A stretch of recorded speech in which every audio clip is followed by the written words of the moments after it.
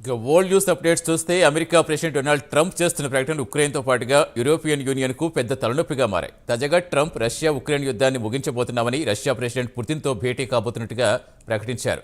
అయితే ఈ ప్రకటనలో ఆయన ఉక్రెయిన్ ప్రెసిడెంట్ జెలెన్స్కీని కానీ యూరోపియన్ యూనియన్ పాత్ర గురించి కానీ ప్రస్తావించలేదు.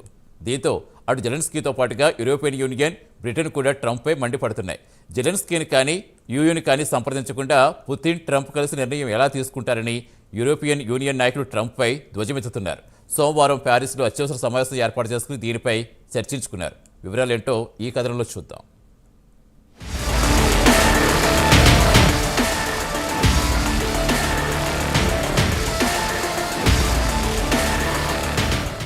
అమెరికా ప్రెసిడెంట్ డొనాల్డ్ ట్రంప్ ఒంటెద్దు పోకడలు పోతున్నారు.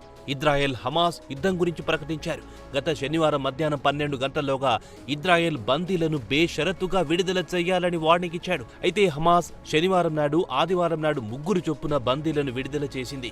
ఇటు ఇజ్రాయెల్ కూడా తమ జైళ్ల నుంచి పాలస్తీనా ఖైదీలను విడుదల చేసింది. ఆ తర్వాత ట్రంప్ నుంచి ఎలాంటి ప్రకటన లేదు. అయితే తాజాగా ఆయన రష్యా ఉక్రెయిన్ యుద్ధం గురించి ప్రస్తావించారు. పుతిన్తో మాట్లాడుతారని ప్రకటించారు. త్వరలో సౌదీ అరేబియాలో కలవబోతున్నట్టు వెల్లడించారు. అయితే తన ప్రకటనలో జెలెన్స్కీ గురించి కానీ యూరోపియన్ యూనియన్ గురించి కానీ ఎక్కడా ప్రస్తావించలేదు. దీంతో జెలెన్స్కీ కూడా ట్రంప్ ప్రకటనను తప్పుపడుతున్నారు. ఉక్రెయిన్ను పక్కన పెట్టి పుతిన్తో చర్చలు ఎలా జరుపుతారంటూ కస్సుబుస్సుమంటున్నారు.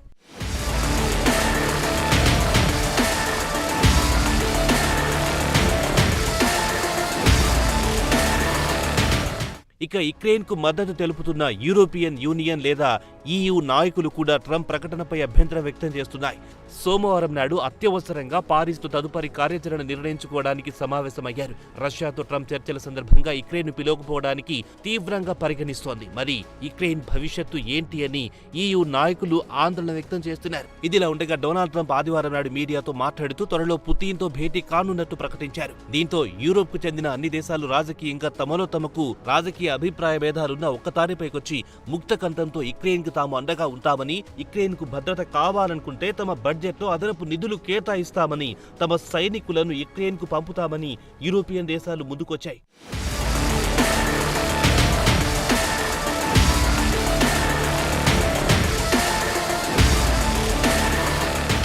ఇదిలా ఉండగా బ్రిటన్ ప్రధానమంత్రి కీర్ స్టార్మర్ కూడా ఒక అడుగు ముందుకేసి కావాలనుకుంటే ఉక్రెయిన్కు తమ మిలిటరీ దళాలను పంపిస్తామని హామీ ఇచ్చాడు. ఇక జర్మనీ విషయానికి వస్తే త్వరలోనే అక్కడ ఎన్నికలు జరగనున్నాయి. అక్కడ CDU పార్టీ విదేశాంగ అధికార ప్రతినిధి అంతర్జాతీయ ఫ్రేమ్వర్క్ లోబడి తాము కూడా మిలిటరీ దళాలను ఉక్రెయిన్కు పంపుతామన్నారు. కాగా వచ్చే ఎన్నికల్లో CDU పార్టీకే విజయ అవకాశాలు ఎక్కువగా ఉన్నాయి. కాగా ట్రంప్ అడ్మినిస్ట్రేషన్కు ఉక్రెయిన్కి ఏం కావాలో 100% అవగాహన లేదు. అందుకే అమెరికా ప్రెసిడెంట్ పుతిన్తో శాంతి చర్చలు ప్రారంభించే ముందు అన్ని గ్రూపులను, అంటే ఉక్రెయిన్తో పాటు యూరోపియన్ యూనియన్కు కూడా చర్చలకు పిలవాలని డిమాండ్ చేస్తున్నారు.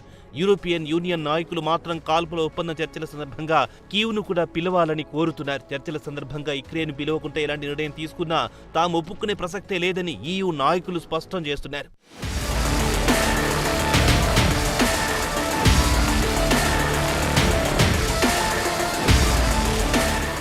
అయితే మరోపక్క డొనాల్డ్ ట్రంప్ అడ్మినిస్ట్రేషన్ మాత్రం యూరోపియన్ యూనియన్ను అస్సలు పరిగణలోకి తీసుకోవడం లేదు. అయితే రెండవ ప్రపంచ యుద్ధం తర్వాత నుంచి యూరోప్ భద్రతకు అమెరికా అండగా ఉంటూ వస్తోంది. అయితే రష్యా అమెరికా చర్చల సందర్భంగా ఇరు దేశాలు కలిసి ఉక్రెయిన్ సరిహద్దులను మార్చేసి పుతిన్కు అనుకూలంగా నిర్ణయం తీసుకుంటున్నాడా అన్న భయాలను EU దేశాలు వ్యక్తం చేస్తున్నాయి. పుతిన్ తరచూ తన పొరుగున ఉన్న చిన్న దేశాలు, మాజీ సోవియట్ బాల్టిక్ దేశాలు, పోలాండ్ నాటోలో కలవడానికి వీలేదని డిమాండ్ చేసేవారు. ట్రంప్తో సమావేశం సందర్భంగా మరోమారు ఈ డిమాండ్ను పుతిన్ పెడతారా అన్న అనుమానాలు EU దేశాలు వ్యక్తం చేస్తున్నాయి.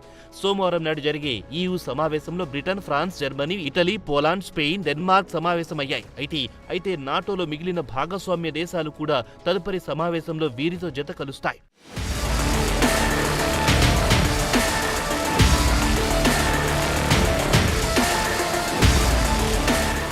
పారిస్లో జరుగుతున్న సమావేశంలో అన్ని దేశాలు తమ డిఫెన్స్ బడ్జెట్ను గణనీయంగా పెంచాలని నిర్ణయించాయి.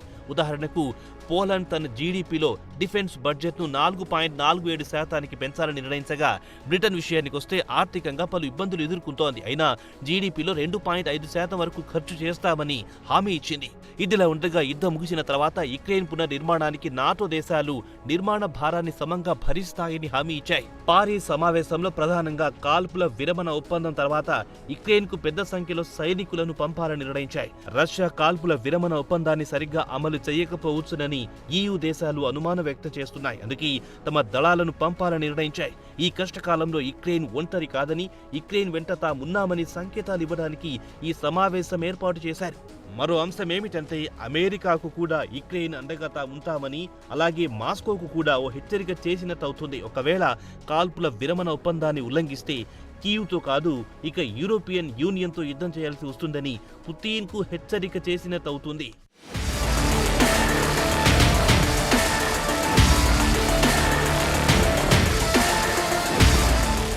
ఇక యూరోపియన్ యూనియన్లో భాగస్వామ్య దేశాలైన ఇటలీని తీసుకుంటే ఇక్కడ 50% ప్రజలు యుక్రెయిన్కు ఆయుధాలు సరఫరా నిలిపివేయాలని కోరుతోంది. అయితే ఈ సమావేశంలో జవాబులేని ప్రశ్నలు కూడా తలెత్తుతున్నాయి. వాటిలో యూరోపియన్ దేశాల నుంచి ఒక్కో దేశం ఎంతమంది సైనికులను పంపాలి, అలాగే ఎన్ని రోజుల పాటు ఉంచాలి, అలాగే EU సైనికులకెవరు నాయకత్వం వహించాలి, ఒకవేళ రష్యా కాల్పుల విరమణ ఒప్పందం ఉల్లంఘిస్తే యూరోపియన్ యూనియన్ సైనికులు నేరుగా రష్యా సైనికులతో యుద్ధానికి తలపడతారా, అలాంటప్పుడు EU దేశాలకు అమెరికా అండగా నిలుస్తుందా అనుమానాలు వ్యక్తమవుతున్నాయి. అలాగే ఒకవేళ అమెరికానే తమ దళాలను యుక్రెయిన్కు తరలించాలనుకుంటే తమకు సెక్యూరిటీ గ్యారెంటీ ఇవ్వాలని డిమాండ్ చేస్తున్నారు. ఇక పారిస్ సమిట్లో పాల్గొంటున్న దేశాల విషయానికి వస్తే ఒక్కో దేశం ఒక్కో సమస్య ఎదుర్కొంటోంది. ఉదాహరణకు బ్రిటన్ ప్రధానమంత్రి కీర్ స్టార్మర్ను తీసుకుంటే ఆయన రక్షణ రంగంపై అదనంగా డబ్బు ఖర్చు చేసే పరిస్థితిలో లేడు. యుక్రెయిన్కు తమ సైనికులను పంపాలంటే ఖర్చుతో కూడుకున్న పని. బ్రిటన్ ఆర్థిక పరిస్థితి అంతంత మాత్రమే. యుక్రెయిన్కు ప్రస్తుతం 1,00,000 మంది సైనికులు కావాలి. దీంతోనే బ్రిటన్ తమ వంతుగా పెద్ద సంఖ్యలో సైనికులను పంపాల్సి వస్తుంది. అంత భారాన్ని బ్రిటన్ మోయగలదా అన్న ప్రశ్న ఉదయిస్తోంది.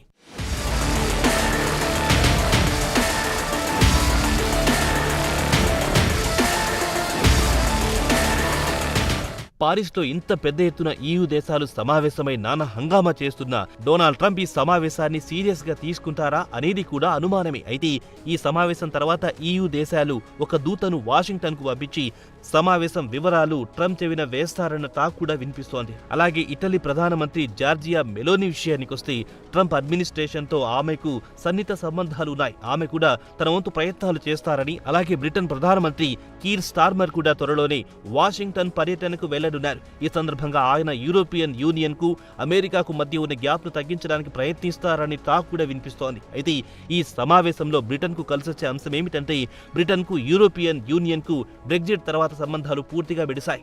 ఈ సమావేశం తర్వాత బ్రిటన్ కు EU దేశాల సంబంధాలు తిరిగి మెరుగుపడే అవకాశాలు ఉన్నాయి. మొత్తానికి చూస్తే ట్రంప్ చేసిన చిన్న ప్రకటన యూరోప్ లో ప్రకంపనలు సృష్టిస్తోందని చెప్పుకోవచ్చు. మరి ట్రంపా మజాకా అని ముక్కున వేలేసుకోవాల్సిందే.